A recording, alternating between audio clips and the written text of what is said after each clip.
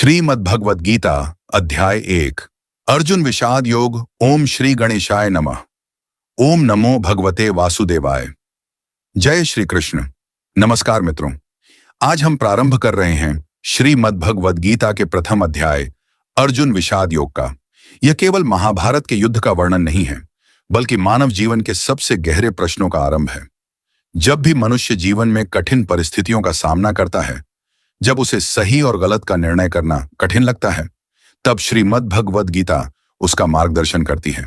यही कारण है कि गीता केवल एक धार्मिक ग्रंथ नहीं, बल्कि संपूर्ण मानव जाति के लिए जीवन जीने की कला है। आइए सबसे पहले समझते हैं कि इस महान उपदेश की पृष्ठभूमि क्या थी। पांडवों ने अपने पराक्रम, सत्य और धर्म के बल पर एक विशाल साम्राज्य स्थापित किया। युधिष्ठिर ने राजसूय यज्ञ संपन्न किया, जिसमें अनेक राजा महाराजा उपस्थित हुए। इस यज्ञ में पांडवों का वैभव देखकर दुर्योधन के मन में ईर्ष्या और द्वेष उत्पन्न हुआ। ईर्ष्या मनुष्य की बुद्धि को भ्रष्ट कर देती है। यही दुर्योधन के साथ भी हुआ।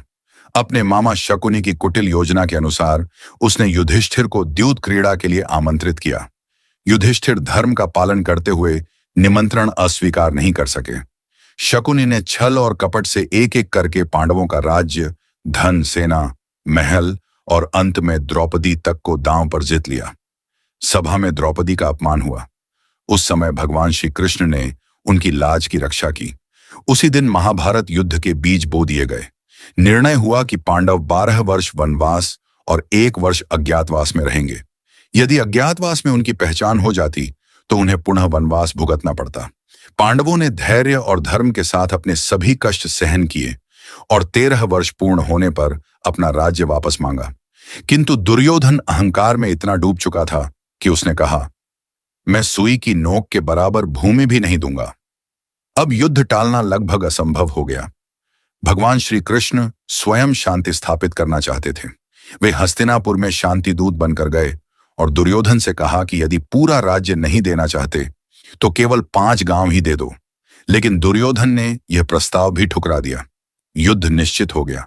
अब दोनों पक्ष भगवान श्री कृष्ण की सहायता प्राप्त करना चाहते थे। दुर्योधन और अर्जुन दोनों द्वारका पहुंचे।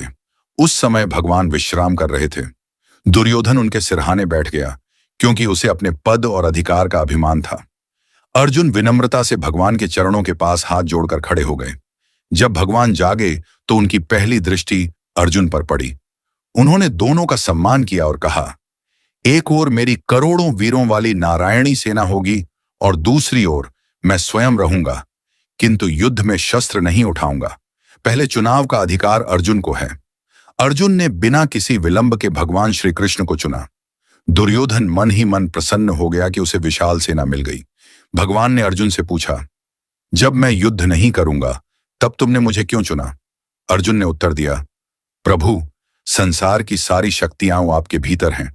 जहां आप हैं वहीं विजय है। यही विश्वास सच्ची भक्ति का स्वरूप है। समय बीतता गया और अंततः कुरुक्षेत्र की विशाल रणभूमि में दोनों सेनाएं आमने सामने खड़ी हो गईं।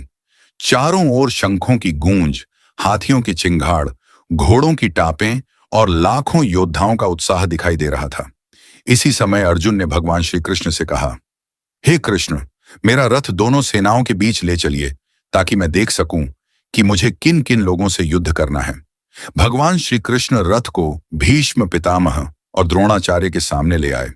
अर्जुन ने जब अपने सामने अपने पितामह, गुरु, चाचा, भाई, मित्र और संबंधियों को देखा तो उनका हृदय करुणा से भर गया। उनके हाथ कांपने लगे, मुख सूख गया, गांडीव धनुष हाथ से ढीला पड़ गया, शरीर कांपने लगा। उन्होंने कहा, हे कृष्ण, मैं अपने ही स्वजनों का वध करके राज्य, सुख या विजय नहीं चाहता। ऐसे राज्य का क्या लाभ जिसके लिए अपने प्रियजनों का रक्त बहाना पड़े? यहीं से अर्जुन का विषाद आरंभ होता है। लेकिन यही विषाद आगे चलकर संसार के सबसे महान ज्ञान का कारण बनता है। जब मनुष्य अपने अहंकार को छोड़कर प्रश्न पूछता है, तभी ज्ञान का द्वार खुलता है। यदि अर्जुन के मन में यह मोह और भ्रम उत्पन्न न होता तो शायद हमें श्रीमद् भगवद गीता का दिव्य उपदेश कभी प्राप्त न होता। इसीलिए इस अध्याय का नाम अर्जुन विषाद योग रखा गया है। यह अध्याय हमें सिखाता है कि जीवन में निराशा और भ्रम भी ईश्वर तक पहुंचने का मार्ग बन सकते हैं, यदि हम सही गुरु का मार्गदर्शन स्वीकार करें। अगले अध्याय में भगवान श्री कृष्ण अर्जुन के मोह का नाश करते हुए आत्मा, कर्म, धर्म और जीवन के शाश्वत सत्य का दिव्य उपदेश प्रारंभ करेंगे। यदि आपको यह प्रस्तुति पसंद आई हो तो वीडियो को लाइक करें, अपने मित्रों के साथ साझा करें और श्रीमद् भगवद गीता के संपूर्ण ज्ञान यज्ञ से जुड़ने के लिए हमारे चैनल को सब्सक्राइब करना न भूलें। जय श्री कृष्ण। राधे राधे।